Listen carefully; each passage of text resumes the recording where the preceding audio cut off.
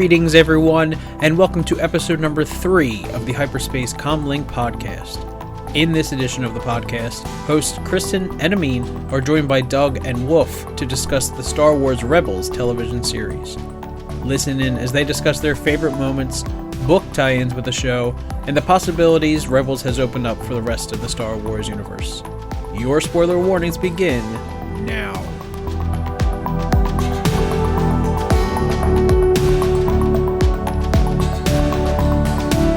Hey guys, it is Kristin here again, otherwise known as Black Pulsar 13, and welcome back to Hyperspace Comlink.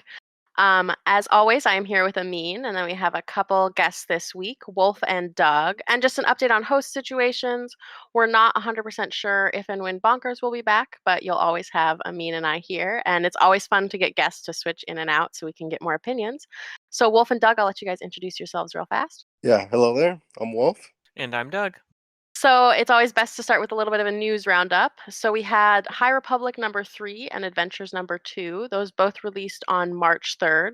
It is always great to get more High Republic content. I am always excited about it.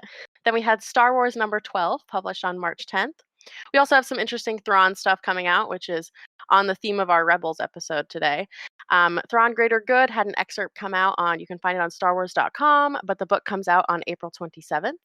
In about a week, the book club will be starting Dawn of the Jedi. As always, Star Wars Book Club is willing and welcoming to anybody who'd like to join. And if you want to support us financially, you can just go to buymeacoffee.com/SWBC and make sure to share the podcast with any of your friends, anybody who you think be interested.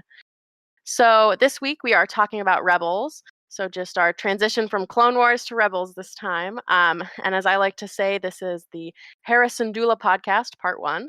So starting with Rebels, it's great to start where everything began, which was the Clone Wars getting canceled. I don't remember when that was. Was it 2014, 2015? I was young when it happened. And then Rebels coming out as the replacement show. So it's an interesting decision to think about, but does anybody have any thoughts on that? I didn't really even start Clone Wars until I think right before the Disney buyout. So I didn't have the experience of watching something and getting it canceled. It was kind of, hey, this thing is ending. So I kind of just binged all of it at once right before Rebels started. I had a similar experience, basically almost the exact same thing. Yeah, I mean, contrary to what you might believe, I haven't been watching Clone Wars that long. I just watched it so many times in so little time. I did a little research about it, and it looks like they canceled it originally because there were a few reasons. One of them was because it was getting too graphic, which is interesting because when people call Clone Wars a kids show, even the first couple seasons, I don't necessarily see it as a kids show. And even Rebels, I don't know if I would call Rebels a kids show either. And then apparently some stuff with resources, which is interesting because Disney seemed even then to have a lot of resources. Yeah, I think George Lucas was funneling like a few $1 million into every episode, and that was kind of eating into the budgets, but he was just doing it because it was his passion project. That's an insane amount of money. I mean, I always assumed that Disney just decided to cancel it because, they wanted to do something new with Rebels and whatever. That's just my 2 cents on it. It sounds like it was also a whole bringing in a new audience thing. They wanted to bring in younger people, and they thought Rebels would be the way to do that. Start something for them that would start when they would have started watching. I mean, when Rebels was announced, I wasn't much of a Star Wars fan at the time. I mean, for years, I've heard about Star Wars and, how good of a franchise it was. And I've seen episodes of Clone Wars way before the 7th movie was going to come out, Force Awakens.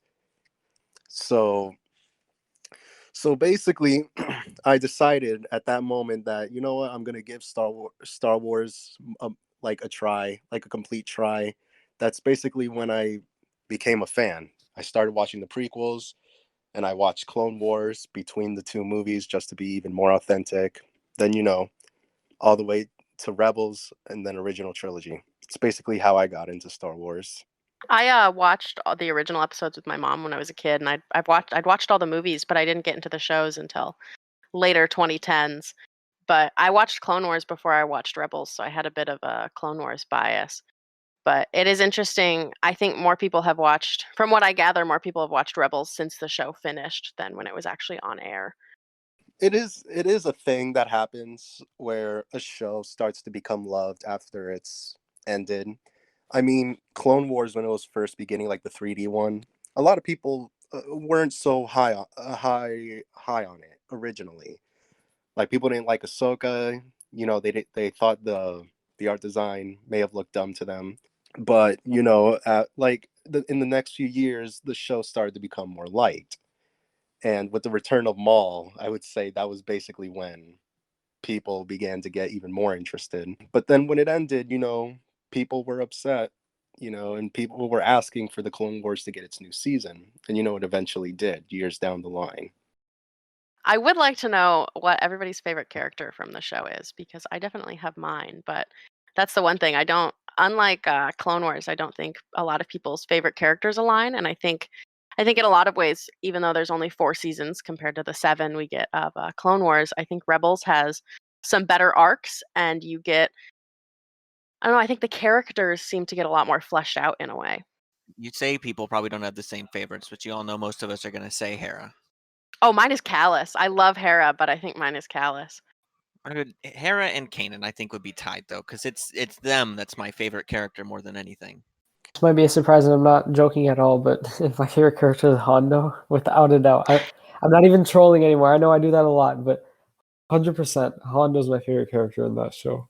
Yeah, I always do love Hondo. He's pretty like he is a pirate, so whatever deal is usually the best. He usually tends to flip flop. Although he does have a bit of a moral compass because we've seen it before. But my favorite character to me is Kanan, and it has more to do with him, with his story, how how he was a Padawan, and he basically fell off the grid after Order 66, started doing his own thing. I actually really like Hondo because I don't know, especially towards season 4, he just feels he doesn't want to show that he cares, but he really cares. Like the way I think he says something about how he'd do anything for Ezra, and a character that is supposed to be the person who always goes after the best deal. Seeing that is really sweet in a way. I really appreciate his character. I think he's a lot more of a sentimental sweetheart than he wants to give off. Yeah, it's not that Rebels redeemed Hondo because he didn't need to be redeemed, but they definitely gave him that more caring side. Where Clone Wars, you could see there was a little bit like he didn't actively want to hurt Obi-Wan or Anakin or anybody, but he would definitely take advantage of them. But Ezra, he'd take advantage of him in the beginning, but he'd always be there to have his back. I think Hondo had a lot of subtle development through Clone Wars and Rebels. I think the thing that's interesting, it starts out in Clone Wars, especially at the part where he's helping those the younglings in the youngling arc. When actually I think in canon he names his ship after one of the younglings. I think it was Katuni, Yeah, I the think it's Katuni. Falafin. Yeah, yeah. What's it called? It was really interesting to see them partner up because Hondo comes across like in the beginning he comes across as someone who hates the Jedi, but later down the line it's not necessarily that he hates the Jedi. It's more business, obviously. It's always profit. It's just really interesting to see how later.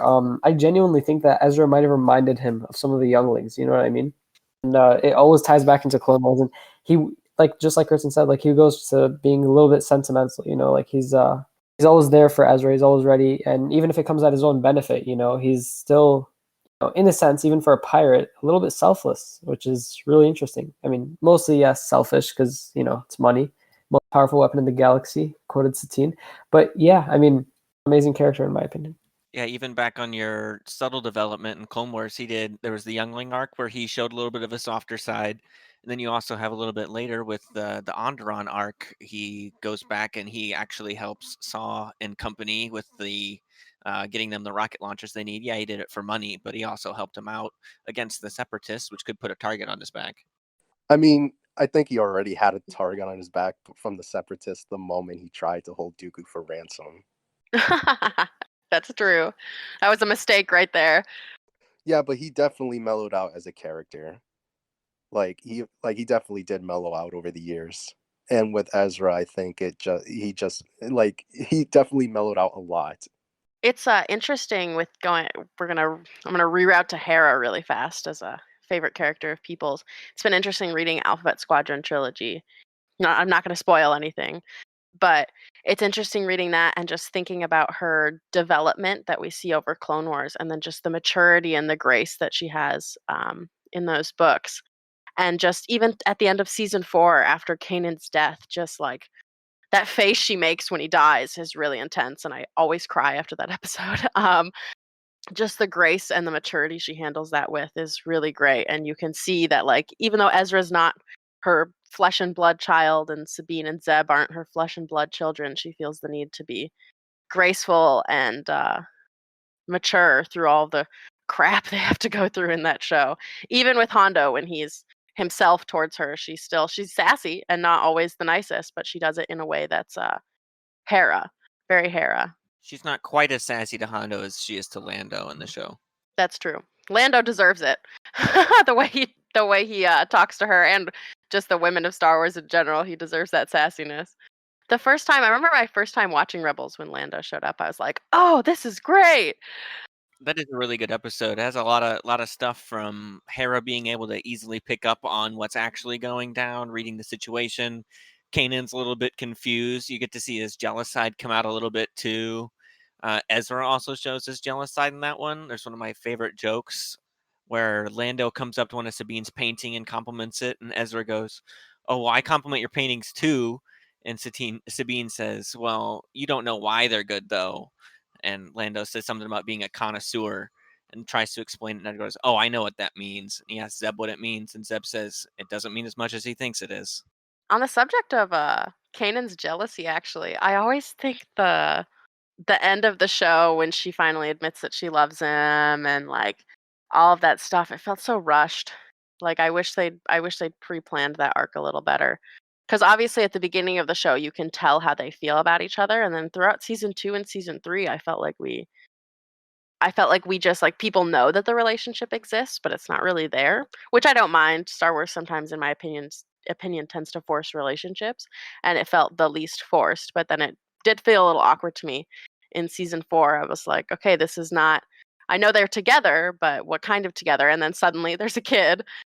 I think there's enough moments in the show. Like season 2, the opening, you have them on the not on the Tantive, but on a CR-90 Corvette when they're going back and forth, and that's when he has his like battles leave scars quote, where she kind of comforts him. And then in season 3, you also have the Sabine Darksaber episodes where he's like trying to parent Sabine, and she's coaching him on that, and they're kind of acting like a couple. And then after that, when the Battle of Attilan, you have him trying to make it back in time and her being worried about him. I think they do it just enough for it to be obvious and just enough for it to be believable without having to push it too hard. Yeah, in season 3, they definitely started to delve into the relationship deeper. After Kanan's incident. Yeah, the Darksaber episodes just in general are character building for every single character, because Ezra gets to be a teacher. Hera and Kanan are acting more like parents. You have Sabine kind of grow into herself and admit her emotions, and then Zeb's just kind of being Zeb. I feel like Zeb got the least amount of. I feel like he got the least amount of arc out of all of our main team. Like, in some ways, I feel like Callus had a better arc than Zeb did. I think really the only like true Zeb moment I can really feel where they like let him breathe, besides the Callus episodes and the one Zeb episode where he's going to Lyrisan, is the I don't remember if it's the first day they get to Adelan or if it's like after they get it fully set up. There's the episode that ends on Zeb like sitting in a rocking chair like a regular U.S. Army regular U.S. Army veteran, drinking a beer and listening to a rock ballad and watching the sunset. That song, by the way, is called Zeb's Rock, and I encourage everybody to go to Spotify and listen to it. I love Star Wars music. I mean, don't we all? I'm definitely a little biased. I think more than most people are a little more into it than others. But Star Wars, I mean, Rebels does a pretty good job with the music. I think season 4 does the best job. But Yeah, I think Rebels on average probably has better music than Clone Wars. Clone Wars is good. The opening obviously is the best of the openings, but with the Rebels musics, you have all of the Maul stuff in the season 2 finale. It's super great if you ever listen to that back to back. All the Lothal music is awesome too. I did love the moments in Rebels when they're referring to events from Clone Wars. You hear a specific theme. Yeah, the Battle Droid episode was full of Clone Wars music. Oh my god, I love that episode. It's actually my favorite episode. I really like it. There's a lot of the one from Christophsis when they're fighting on Christophsis, and I really like that episode's not just my favorite because I love Clone Wars and stuff like that. They really mastered the feel of Clone Wars. You know what I mean? Like the fighting of the droids and all that, all the plans, and you can really feel it. You know, even if there doesn't have to be two Jedi and like a ton of clones. You know, it could be two Jedi and just one clone, and you still feel it. You know, the voices, the droids, everything. It felt really, really authentic, and I think they mastered it. And honestly, it was really good, almost like closure. You know, because I think they did it on purpose because this was before they made the show. They made the episode obviously before Clone Wars was, Clone Wars was like coming back and everything. So it was really awesome to, it was really awesome to see how they're sort of giving us like this closure. You know, like they're giving us one more episode. Well, to our knowledge, one more Clone Wars episode essentially. Yeah, and I loved how they sort of like ended the war. You know, metaphorically, it was really, really cool. We also have to consider too that technically no side really won except Palpatine, because Of course, yeah. it's like these two sides fought for years. They were both pawns, and then they basically come together to fight off the Empire, the thing that they helped create essentially. I don't remember if it's in that episode or if it's in one of the Saw episodes, one of the earlier Saw episodes where they go to Geonosis, where they talk about no one actually won the Clone Wars, the Empire did. And that is true because they were pawns. They were put in a war to basically, like, in time, destroy all the Jedi. Because that was the whole point of the war. Essentially, it was a long-term plan. Palpatine really plays the long game, man. Speaking of Saw, how did everybody feel about his eyes changing color again? I remember that was a big deal when the first trailer came out, and it showed that his eyes were green when they were brown in Rogue One and blue in Clone Wars. Did they even change? I honestly didn't even notice that they changed. I didn't notice either. Yep, so they're blue in Clone Wars, and then Rogue One trailer came out and they were brown, and a bunch of people freaked out. And then I feel like it had to be Filoni just to spite people, because you know that he does that. He changed Saw's eyes are green in Rebels, so they're blue in Clone Wars, green in Rebels, and brown in Rogue One. I'm gonna be honest. I know like a lot of people get mad about like appearance and stuff like that, especially about the Ahsoka thing. I'm gonna be honest. Like it didn't bother me as much because I think the execution was still amazing. Like it's more about that Star Wars is telling a story less than how it necessarily looks. Obviously, I'm not saying that they should make it like completely hideous and we're telling a story. But I mean, it's more about the gesture that they're making because while Ahsoka might have not been, visually, I guess, accurate because specifically of the Montrals, I think the performance itself, it really captured Ahsoka's character. So it doesn't really bother you so much when they're, when they're excelling in one place more than another, especially. And that I think goes, I mean, it's not the biggest deal for Saw's eyes and stuff like that, but I mean, on the topic, when mistakes are made, something like that, it doesn't really bother you as much as long as the story stays consistent and it's actually really good. As long as it doesn't, interfere with the story, essentially. So didn't Saw have actually this, like, obviously in Rogue One we saw Saw, but wasn't that also the same actor who voiced him in Clone Wars or Rebels? Not in Clone Wars. It was a different voice actor in Clone Wars, but Forrest Whitaker did come from Rogue One and do Rebels since it's only a couple years before. That's pretty cool. You have Billy Dee's in it, and then Forrest Whitaker's in it. The way that he did that thing with Kanan when Kanan like lunges at him like as a stab, and then he just grabs his arm and just throws him away. Like actually, Kanan does it to Sabine later, and when he's training her with the Darksaber, it was really cool. Like it was just a small little detail, Like after Vader does that to him, he just did it to Sabine. It's like he's learning as he goes. It's pretty nice. We all know how good of a teacher Anakin is, so it's not surprising. It actually is the Vader terrifyingness was the first thing that made me feel like Rebels isn't a kid's show. I don't think any Star Wars is for kids necessarily. I think you can consume it, but there's some stuff where like watching the original trilogy when I was like 5 or 6 was kind of scary in a lot of ways. And I can't imagine young me watching any of these shows. I think I'd be a little freaked out.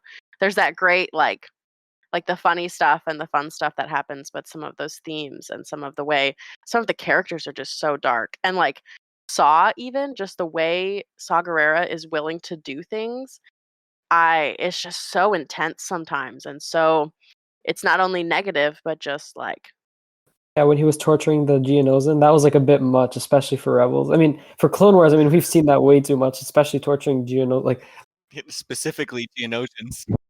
right? He's like, oh, bring in the flamethrower. Like, okay, we've seen that way too much with like abusing Geonosians. Like Anakin chokes Poggle the Lesser. But I mean, for Rebels specifically, I mean, you could tell it's really watered down with violence. Like, I think the only time someone was ever cut with a lightsaber, to my knowledge, of course, Ezra in the first episode of season 3, he goes kind of crazy. I think like with the dark side and everything. When normally they'll show like when he's cutting down a weapon, right? Like when they usually they disarm and then they just use the force or something like that. But like when Ezra cut them down, like it sort of panned away from them. You know, like you could see him cutting, but it's like they try to water it down so you don't see like the wound or anything, or like they don't make any sound so it's not too violent. But like you could tell there. There's also Maul. It was implied when the Tusken Raiders were attacking Ezra, he killed them.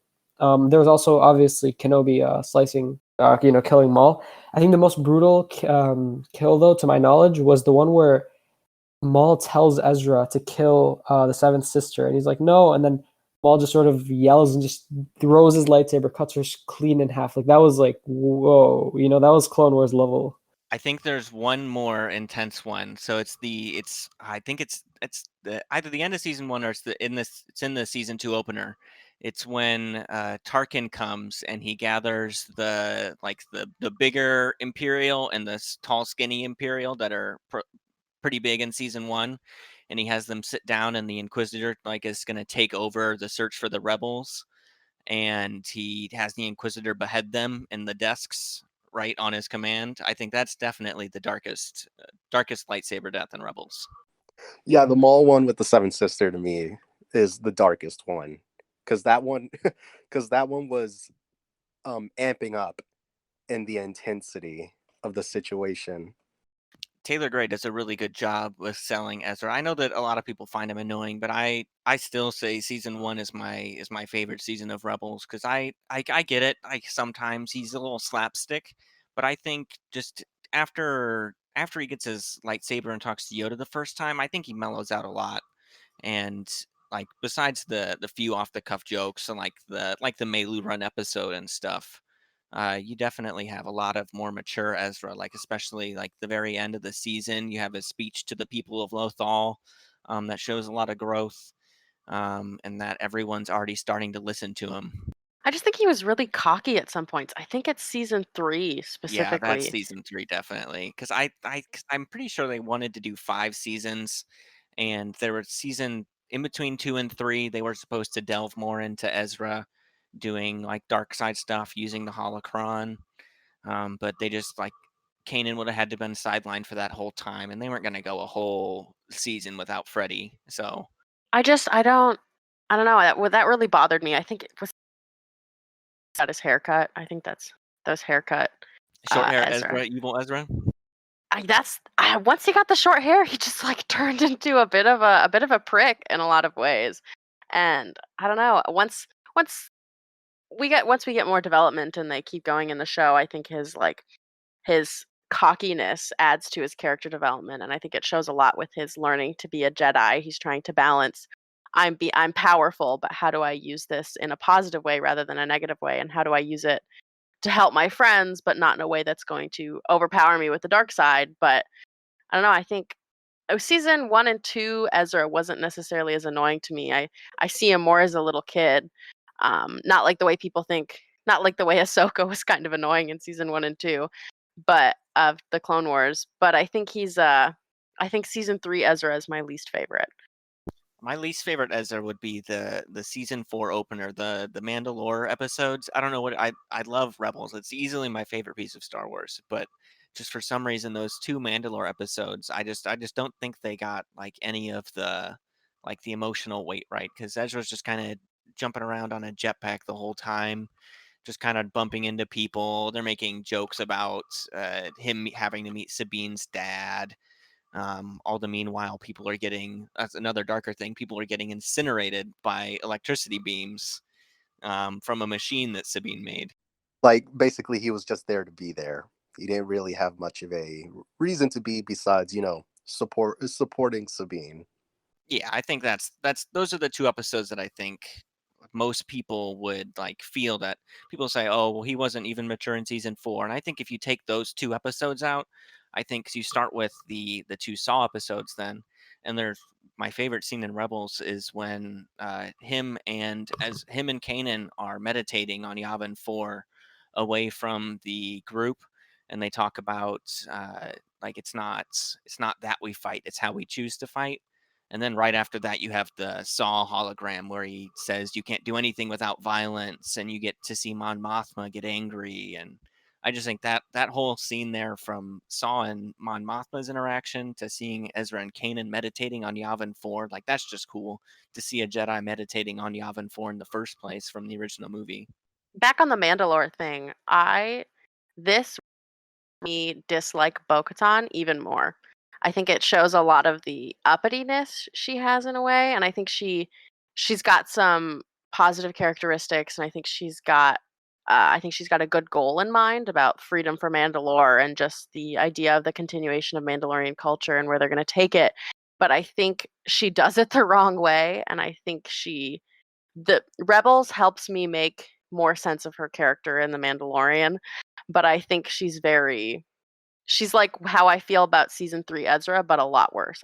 This show definitely solidifies my I don't really like Bo-Katan. Yeah, I mean, and you can tell like growing up, she spent a lot of time around Pre Vizsla and stuff. So she has like a warped ideal of what it means to be a Mandalorian because she was caught in the middle of Pre Vizsla and her sister, who have two very conflicting ideas. And I think she tends to lean more towards Pre Vizsla's side, but she doesn't really have like that centered take on it because she has only been introduced to two extremes. She never really like got to spend time as like a normal Mandalorian. What how I feel about Bo-Katan is that we have her and her sister, two different points of view on what a Mandalorian is. You see, the idea, Duchess Satine's idea of being a peaceful race is a good. It's not a bad thing, like not being pacifist. It's not a bad thing specifically. However, if you try to how do I say this? If you try to separate yourself from your culture, like a culture that's basically built on battling or something along those lines. You move away from what the people think it should be in a way. You move away from that traditional idea. But I think what Satine was trying to do was like modernize them in a sense and put them in a place where they could not necessarily compete with the Republic and the Separatists, but like not feel like they're going to be thrown into the conflict and have no say for themselves and no sway in any way. Yes, exactly. Thank you. Yeah, she kind of wanted to do the whole centrist type thing, except you could see that she very clearly like held true to like pacifist ideals and stuff, and that's just kind of hard to sustain during a war. Being a pacifist is okay, but sometimes you have to fight for for what is yours. You can't always avoid a fight. Like the saying, like violence is never the answer. To me that's not entirely true, because I feel like violence should only be necessary if it's instigated by someone else. I feel like if you need to fight, then fight, but if there's no need to fight, then do not fight. Yeah, I It think actually that's the whole thing about like what Rebels tries to teach the Jedi is that's the thing we hear time and time again is it's not that you're fighting. Fighting isn't necessarily wrong. It's how you choose to fight that determines whether you are in the right or in the wrong. Because if you're just gonna act like Saw Gerrera and you're just gonna commit war crimes all the time, yeah, sure, it may be effective, but in the long run, that might not be the best way to go about it because the thing you're breeding after that will be founded on those same war crimes. I think what's interesting to me about Bo-Katan and the violence stuff and her basically being the exact opposite of her sister and thinking, in a way, in my opinion, thinking violence is always the answer. It's interesting to me how much Sabine seems to look up to her because I don't see Sabine in the same way. She's not necessarily she's not a peace-minded person in the way Satine is, but I feel Satine, wow, that's going to be fun to distinct. I've already messed it up several times. But I feel like Sabine really only looks up to Bo-Katan because of this otherworldliness, this legend that surrounds her now. So it never felt right to me during those episodes to see Sabine being like, "Oh my God, you should take the dark saber. Like you're so much more worthy of ruling our planet." When I think obviously for the Mandalorians, like you've mentioned, Wolf, their culture is built on fighting and being violent in a sense, but I think there's still that necessity for some peacemaking, and I think Sabine would be better at that. She's young, so that was part of the problem too, but I feel like part of the reason Bo-Katan probably lost the Darksaber is because she's too one-track minded in the way to solve problems. I mean, because you look at it and you say, like, yeah, it's a warrior culture, but I mean, throughout like all of Legends and even in canon, the Mandalorians were definitely like the biggest they were in the Clone Wars under Satine while being peaceful. Because we've never seen that many Mandalorians at one time before. Yeah, they weren't wearing armor, they weren't flying around, but like they were still like they were the leader of over 1,000 planets in the neutral systems. Like they were definitely at their height while being pacifists. And if there was one thing that the Mandalorian, the show, added to the entire culture, is that there was also another culture of Mandalorians that essentially never removed their helmets, and removing them basically means you can never put it back on. You're not a Mandalorian anymore, I believe, just from removing it, showing your face to somebody. It is the more and more development of Mandalorian culture and how that, in a way, sometimes seems it like it's the direction the Star Wars universe wants to take, and I'm totally cool with that. But in those in the idea of arcs and development, those few Mandalorian episodes feel like some of the most fleshed out arcs we get throughout Rebels that aren't long lasting over a few seasons. We really see it really develops Sabine's character in a lot of ways. Like I love I love her interactions with her family, and seeing her dad be the type of person he is was really cool to me compared to the way her mom acts. So just that whole family dynamic, and I love Sabine as a character. She's my favorite of all of them. I think outside of Callus, she's my favorite on the team, like that initial team. And I really enjoy watching her character development there. There is one thing about Bo-Katan I can say I did like about her character, is that she initially refused the dark saber when Sabine offered to give it to her for her to lead Mandalore, because that basically told me that she never saw herself as a leader. She saw herself as someone following a leader, you know? I would argue that point. I think she was just trying to be humble and trying to present herself in that way. But I think maybe necessarily she doesn't always view herself as the leader, but I think that she makes better decisions than other people, and that she can't always trust other people to make decisions. She's kind of I see myself in her a little bit, and maybe that's why I don't necessarily like her. I see some of the negative things I do, which is that whole control complex, and I feel like she's got a really big control complex, something that I don't see in Sabine, but I really see in Bo-Katan, is that she feels like other people don't make decisions as well as she does.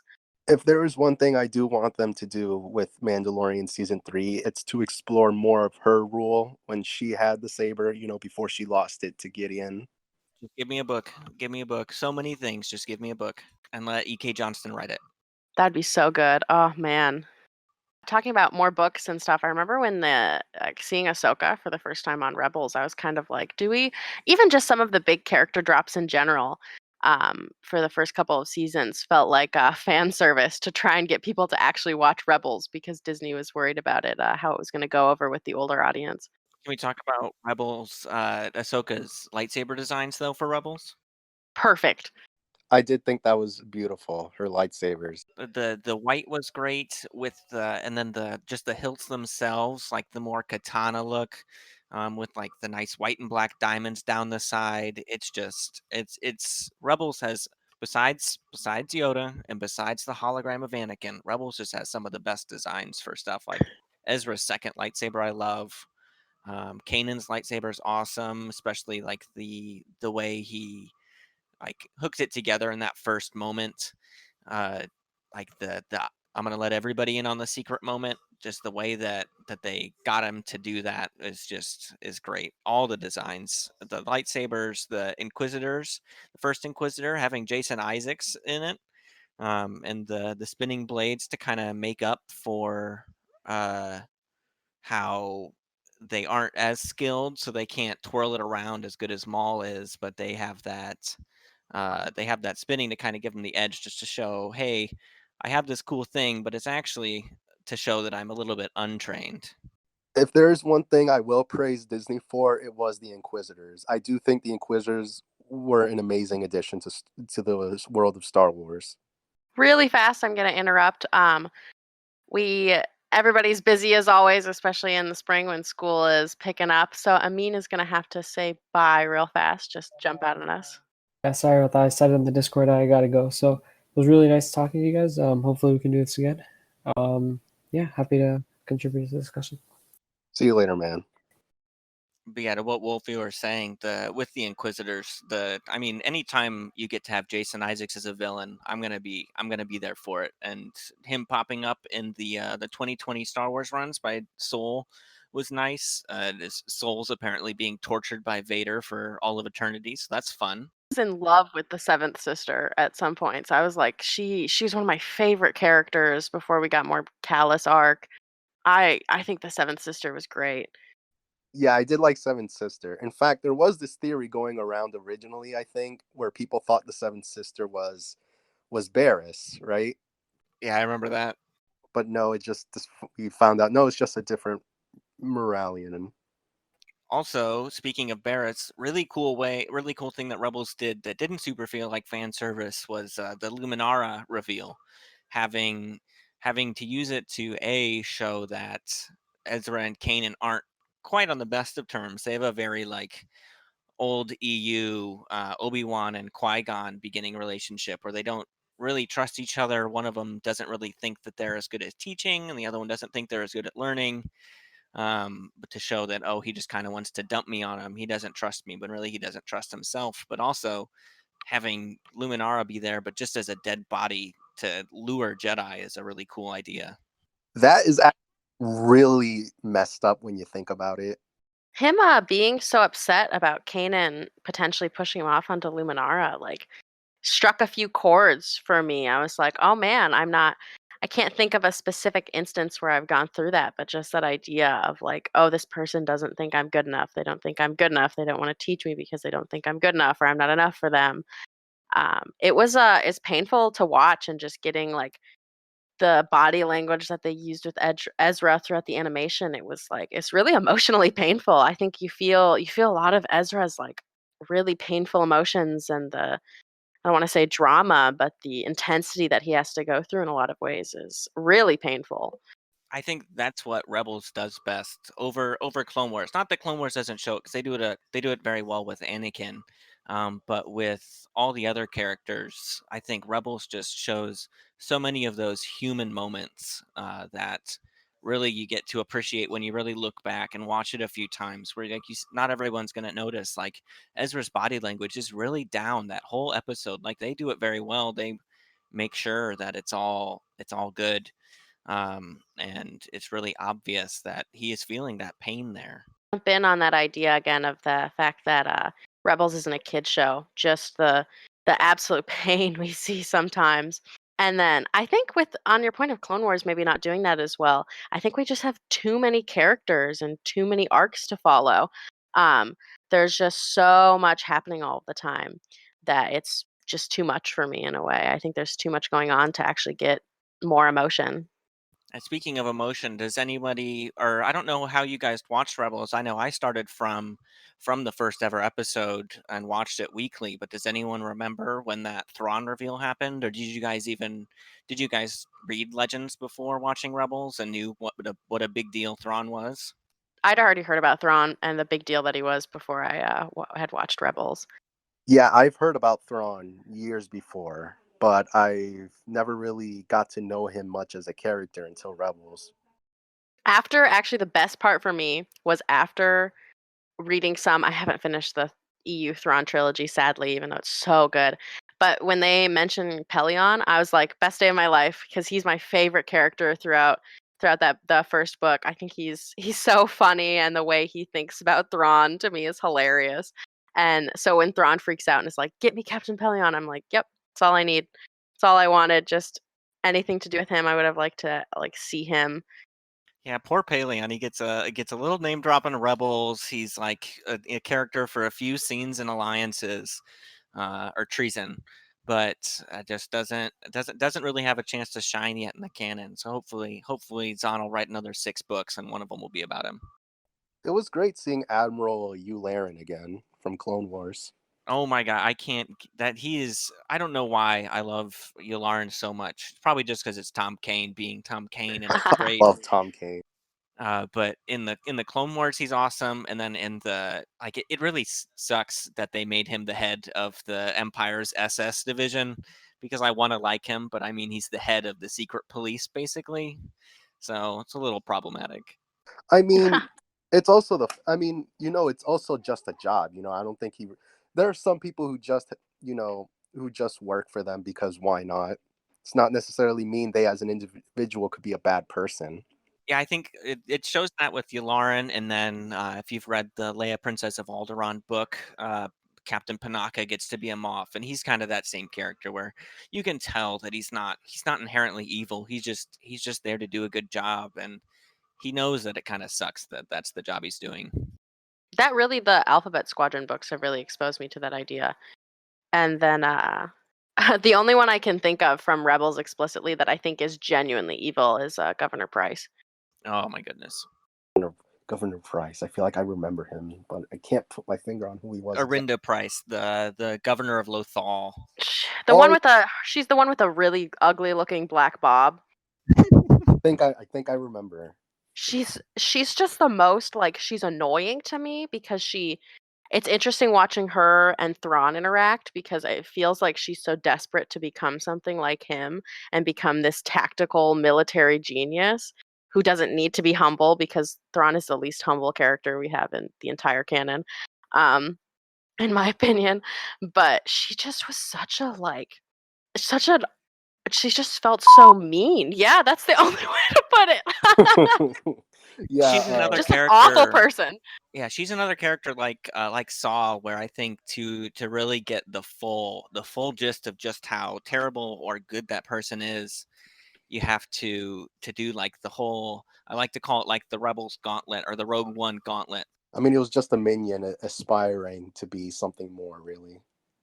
Yeah, because what I was talking about, like with the what I call the Rebels Gauntlet, is you have all the way from like A New Dawn all the way to Rogue One. You have this really cool, like overarching story that connects really well.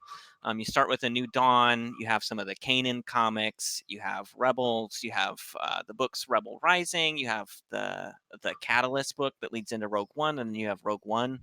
And all of those, like, you get so much more full depth on Saw, on Jin, on Hera. With, you can add Alphabet Squadron in there. I think just how connected the new canon is really helps those stories, and really helps like tell them, because like you could watch Saw in Rogue One and you're like, wow, this is just a crazy guy. You could watch Saw in Clone Wars and you're like, he kind of seems normal. You watch Saw in Rebels and you're like, oh well, he's kind of crazy in this, but I don't really get why he is, besides, oh, the Empire's doing something. But then you read Rebel Rising, and now you realize everything Saw's gone through from that arc in the Clone Wars all the way up to Rebels. And then you see what he goes through in Rebels to make him like he is in Rogue One, and you really get that full character arc that really can't be possible with anything except, I mean, that's over 2 shows, a movie, and a novel. He also lost his sister, so his moral compass wasn't really there anymore. Just that little bit we get of her and that idea of how much that means to him. I think I don't want to say I would go down the same path, but I think that losing someone you love and that's close to you can obviously affect you a lot, as we see with Anakin and Padme, and that's a big theme in Star Wars. It's found family and how the death of another can affect you. I mean, yeah, there's a whole episode in Rebels devoted to just what happens after a family death. You have Jedi Knight. Everyone knows that episode, but the episode right after it hurts almost even more. Doom, because it's just a bunch of people trying to cope with losing Kanan. And I remember watching Jedi Knight and then having to wait a week, and just having the very next episode being, it was a 2-parter, so you got a little bit after that, but the first thing you watch after Jedi Knight is just 30 minutes of people coping with Kanan's loss, and it just kind of hits you. pain, just so much pain. Since we don't have a ton of time left, I want to hear everybody's opinions on the World Between Worlds stuff and what I feel like is the continuation of Mortis arc.